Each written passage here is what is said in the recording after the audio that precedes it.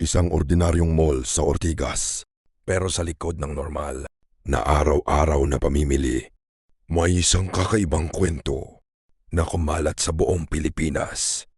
Isang kwento tungkol sa isang nilalang na kalahating tao at kalahating ahas.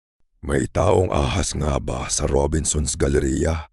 Noong dekada 90, mabilis na kumalat ang isang nakakagulat na kwento. Ayon sa urban legend, may isang lihim na bahagi raw sa ilalim ng Robinson's Galleria kung saan nakatira ang isang misteryosong nilalang.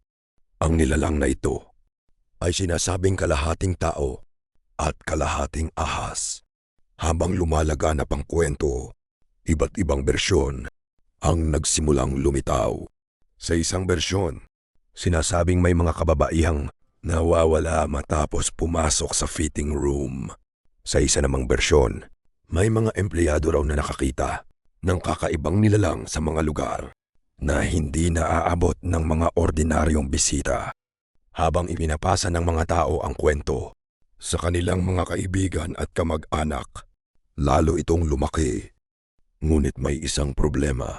Walang malinaw na ebidensya ang sumusuporta sa mga kwentong ito. Noong panahong iyon, wala pang social media. Ngunit mabilis pa rin kumalat ang mga kwento sa pamamagitan ng usap-usapan, dyaryo at mga magasin. Dahil dito, mas maraming tao ang nakarinig ng alamat. Ang ilan ay naniwala, ang iba naman ay itinuring itong simpleng kathang-isip lamang. Ngunit isang bagay ang malinaw. Nakakuha ito ng atensyon ng buong bansa. Sa kabila ng kasikatan ng kwento, wala pa ring matibay na ebidensya na nagpapatunay na may taong ahas sa Robinson's Galleria. Walang opisyal na record, walang napatunayang saksi, at walang konkretong ebidensya na sumusuporta sa alamat. Gayunpaman, nananatili itong isa sa mga pinakasikat na urban legend sa Pilipinas. Totoo man o hindi ang taong ahas, ipinapakita ng kwentong ito kung gaano kalakas ang kapangyarihan ng mga alamat. At marahil, iyon ang tunay na dahilan kung bakit buhay pa rin ang kwentong ito hanggang ngayon. Ikaw, naniniwala ka ba sa alamat ng taong ahas? Ibahagi ang iyong opinyon sa comments.